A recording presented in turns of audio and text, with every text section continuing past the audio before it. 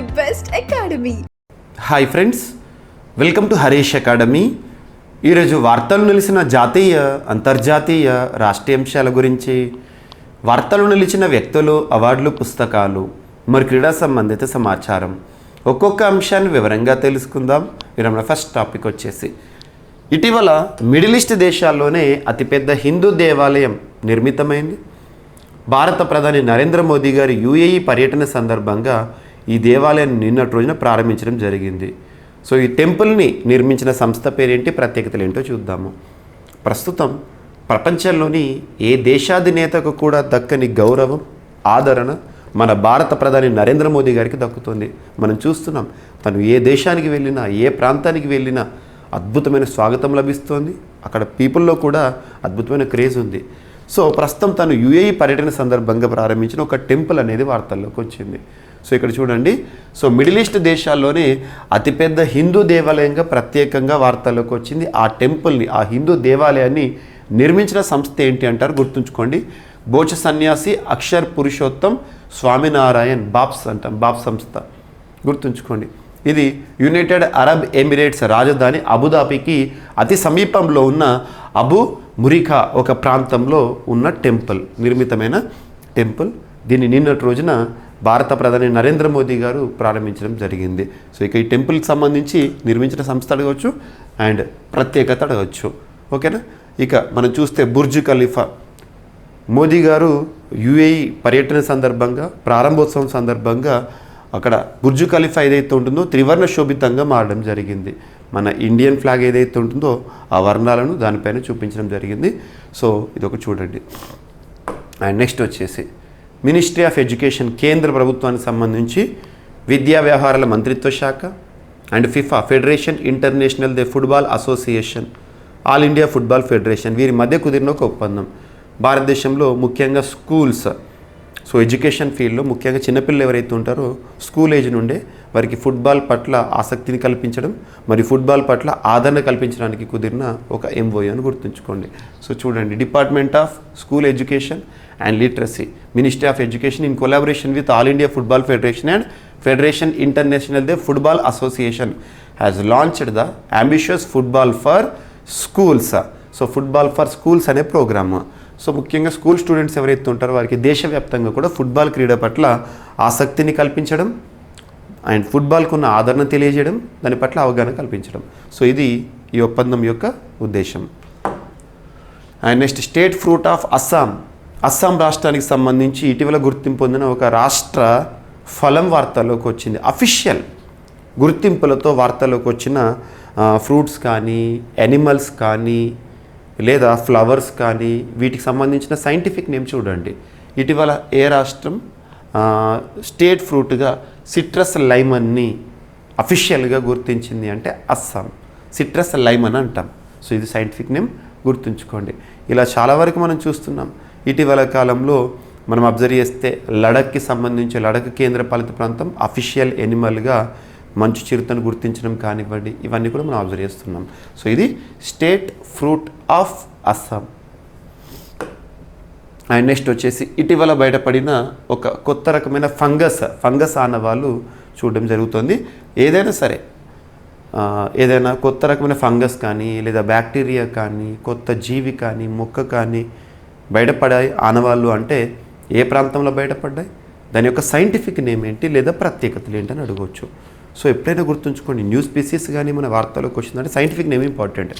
ఇప్పుడు ఇక్కడ కనిపిస్తున్న ఫంగస్ ఏదైతే ఉంటుందో కేరళ రాష్ట్రంలోని త్రిశూర్ ప్రాంతంలో ఇటీవల కనుగొనబడింది. త్రిశూర్ డిస్టిక్లో మొట్టమొదటి కరోనా కేసు కూడా అక్కడే బయటపడింది 2020 జనవరి మంత్లో, అప్పుడు మనం చూసాము. సో కేరళ రాష్ట్రంలో. సో దీని యొక్క, ఈ ఫంగస్ యొక్క సైంటిఫిక్ నేమ్ ఏంటి అంటారు, గుర్తుంచుకోండి. ట్రైకోగ్లాసం శ్యామ్ విశ్వనాథి అనేది ఇటీవల వార్తల్లోకి వచ్చింది. అదేంటి అంటారు. సో ఇదొక ఫంగస్ ఎక్కడ బయటపడింది, త్రిశూర్ డిస్టిక్, కేరళ, గుర్తుంచుకోండి. ఇలా రీసెంట్గా అతిపెద్ద బ్యాక్టీరియాని థయోమార్గరిటా మ్యాగ్నిఫికా అని ఇటువంటి మనం చాలా వరకు చూస్తున్నాం. Scientific names are important. And ప్రపంచంలోనే మొట్టమొదటి ఎయిర్ ట్యాక్సీ సర్వీస్ అనేది వార్తల్లోకి వచ్చింది దుబాయ్లో. ప్రస్తుతం భారత ప్రధాని నరేంద్ర మోదీ గారి పర్యటన సందర్భంగా తను హాజరైన ఒక సమ్మిట్ ఏంటి, సో వరల్డ్ గవర్నమెంట్ సమ్మిట్ 2024కి దుబాయ్ ఆతిథ్యం ఇస్తుంది. అక్కడికి వెళ్ళారు. ఆ సమ్మిట్లో దీని ప్రత్యేకత అనేది వార్తల్లోకి వచ్చింది. ప్రపంచంలోనే మొట్టమొదటి ఎయిర్ ట్యాక్సీ సర్వీస్, గుర్తుంచుకోండి, ఎక్కడ ప్రారంభం అంటే దుబాయ్లో. దీన్ని నిన్నటి రోజున ప్రదర్శించడం జరిగింది. అండ్ నెక్స్ట్, సో 16వ ఆర్థిక సంఘానికి సంబంధించిన అంశం. రీసెంట్గా 16th ఫైనాన్స్ కమిషన్ అనేది తరచూ మనం చూస్తున్నాం. ప్రస్తుతం ఇంకా అమల్లో ఉంది మాత్రం 15th ఫైనాన్స్ కమిషనే. ఈ 15th ఫైనాన్స్ కమిషన్ ముగియగానే 16th ఫైనాన్స్ కమిషన్ వారి యొక్క విధులను అమలు పరుస్తారు. సో 16th ఫైనాన్స్ కమిషన్ చీఫ్గా రీసెంట్గా 2023 సంవత్సరం డిసెంబర్ లాస్ట్ రోజున అరవింద్ పనగరియా గారు నియమితులయ్యారు. ఫైనాన్స్ కమిషన్ అనేది రాజ్యాంగబద్ధ సంస్థ. రాజ్యాంగంలోని ఆర్టికల్ 280 సో కేంద్ర ఆర్థిక సంఘం గురించి చెప్తుంది. ఇటీవలే ఫైనాన్స్ కమిషన్లో సభ్యుల నియామకం కూడా పూర్తయింది. వారు నిన్నటి రోజున తొలిసారి భేటీ కావడం జరిగింది. సో చూడండి, ఢిల్లీలో సమావేశమైన 16వ ఆర్థిక సంఘం చైర్మన్ అరవింద్ పనగరియా, సభ్యులు అజయ్ నారాయణ్ ఝా, జార్జి మాథ్యూ అండ్ సౌమ్యక్రాంతి ఘోష్ తదితరులు. సో నీతి ఆయోగ్ మాజీ ఉపాధ్యక్షుడు అరవింద్ పనగరియా నేతృత్వంలో ఏర్పడిన 16th ఫైనాన్స్ కమిషన్ బుధవారం నిన్నటి రోజున ఢిల్లీలోని భేటీ కావడం జరిగింది. సో ఇక్కడ గుర్తుంచుకోండి, ఓకేనా.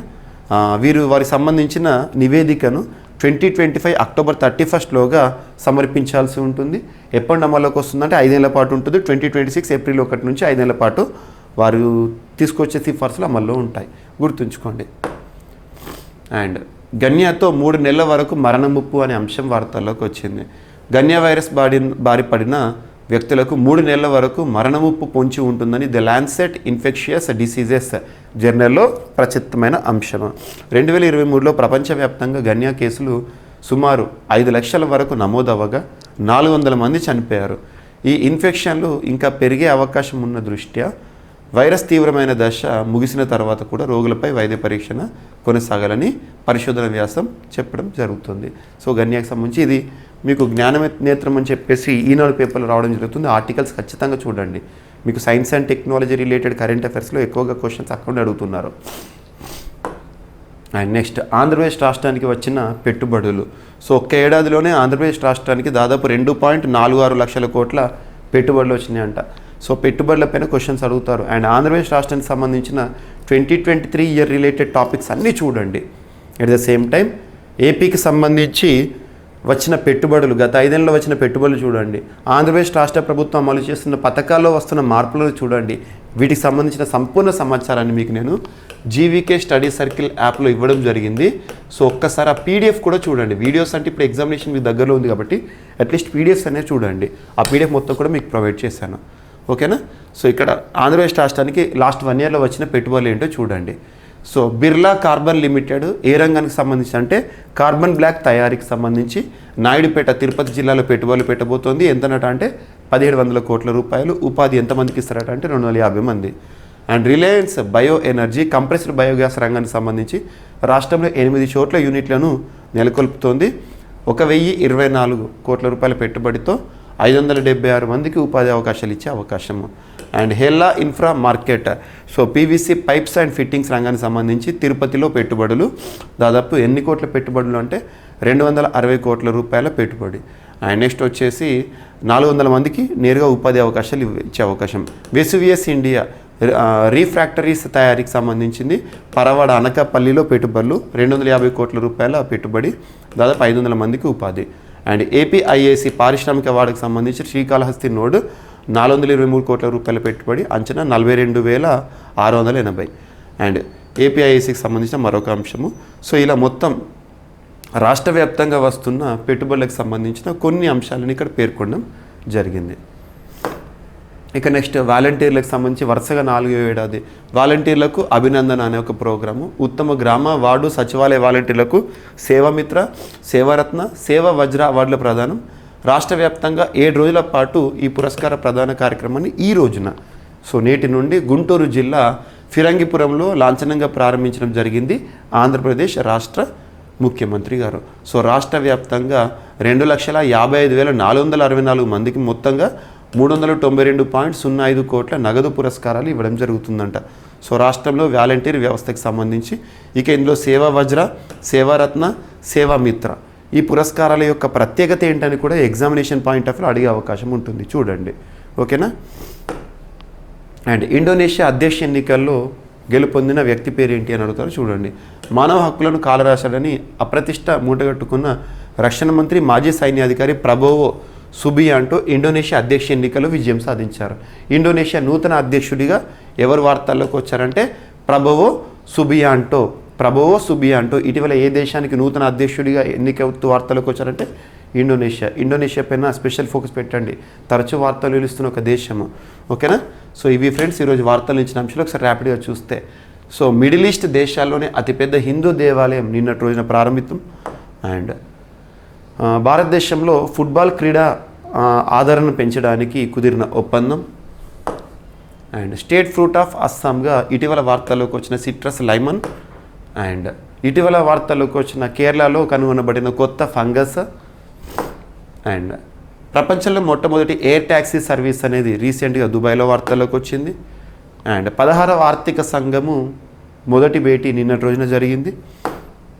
అండ్ గన్యాతో 3 నెలల వరకు మరణ ముప్పు అని చెప్పేసి అంశము. అండ్ ఒక ఏడాదిలోనే 2.46 లక్షల కోట్ల పెట్టుబడులు ఆంధ్రప్రదేశ్ రాష్ట్రానికి వచ్చినాయని చెప్పేసి ఇక్కడ కొన్ని పెట్టుబడుల గురించి చూసాము. అండ్ వాలంటీర్లకు అభినందన అనే ఒక ప్రోగ్రాం వరుసగా 4వ ఏడాది. అండ్ ఇండోనేషియా అధ్యక్ష ఎన్నికల్లో ప్రబోవో సుబియాంటో గెలుపొందడం జరిగింది. సో ఇవి ఫ్రెండ్స్ ఈరోజు వార్తలు నిలిచిన అంశాలు. మిస్లేని అంశాలు మిగిలిపోతే రేపటి క్లాస్లో జోడించి మరొకసారి నేర్చుకుందాం. రేపు కలుద్దాం.